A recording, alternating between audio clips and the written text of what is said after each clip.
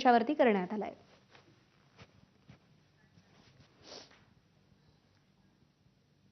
नाशिकच्या सदनिका गैरव्यवहार प्रकरणी दोषी ठरलेल्या माणिकराव कोकाटेंची सगळी खाती मुख्यमंत्र्यांनी काढून घेतली आहेत। माणिकराव कोकाटेंची सगळी खाती अजित पवारांकडे वर्ग करण्यात आली आहे। दरम्यान माणिकराव कोकाटेंनी अजित पवारांकडे राजीनामा दिल्याची माहिती राष्ट्रवादीच्या कार्यालयाकडून देण्यात आली।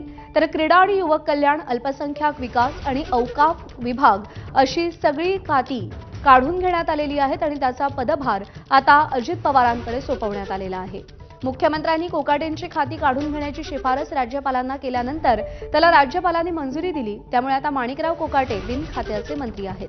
माणिकराव कोकाटे यांच्या विरोधात नाशिक जिल्हा आणि सत्र न्यायालयानं अटक वॉरंट जारी केलंय। सदनिका घोटाळा प्रकरणात कनिष्ठ न्यायालयानं सुनावलेल्या 2 वर्षांचा तुरुंगवास आणि 10,000 रुपयांचा दंड सत्र न्यायालयानं कायम ठेवला होता। या प्रकरणी आता शुक्रवारी मुंबई उच्च न्यायालयामध्ये सुनावणी पार पडेल। जर मुंबई उच्च न्यायालयानं माणिकराव कोकाटेंची शिक्षा कायम ठेवली तर अजित पवार कोकाटेंनी दिलेला राजीनामा मुख्यमंत्र्यांकडे सुपूर्द करतील अशी माहिती आहे। त्यामुळे हायकोर्टाच्या निर्णयाकडे सगळ्यांचं लक्ष लागलंय।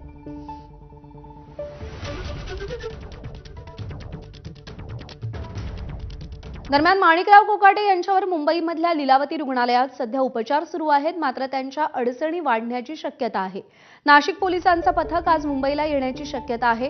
माणिकराव कोकाटे यांच्या विरोधात न्यायालयानं काढलेल्या अटक वॉरंटची प्रत नाशिक पोलिसांना काल प्राप्त झाली।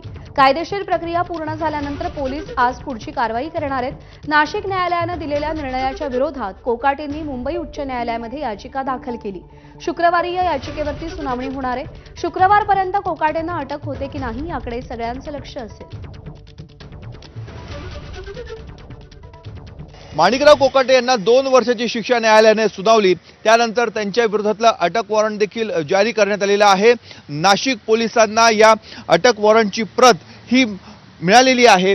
त्यामुळे आज नाशिक पोलिसांचं पथक मुंबईला रवाना होण्याची शक्यता आहे। आपण आता सरकारवाडा पोलीस ठाण्याच्या बाहेर आहोत आणि याच पोलीस ठाण्यामध्ये सर्वात पहिले माणिकराव कोकाटे आणि त्यांचे बंधू विजय कोकाटे या दोघांविरोधात फसवणुकीचा गुन्हा दाखल करण्यात आलेला होता।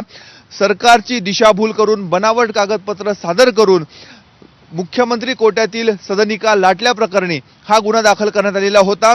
त्यामुळे आज नाशिक पोलिसांचं पथक हे रवाना होणार का याकडे लक्ष लागलेलं आहे। शुक्रवारी या प्रकरणी उच्च न्यायालयामध्ये आणखी एक सुनावणी होणार आहे।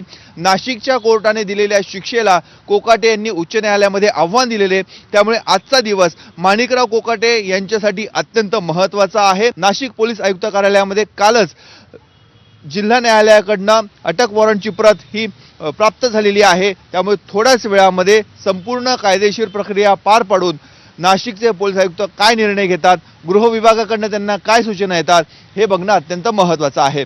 कॅमेरामन किरण कटारेसह मुकुल कुलकर्णी, एबीपी माझा, नाशिक।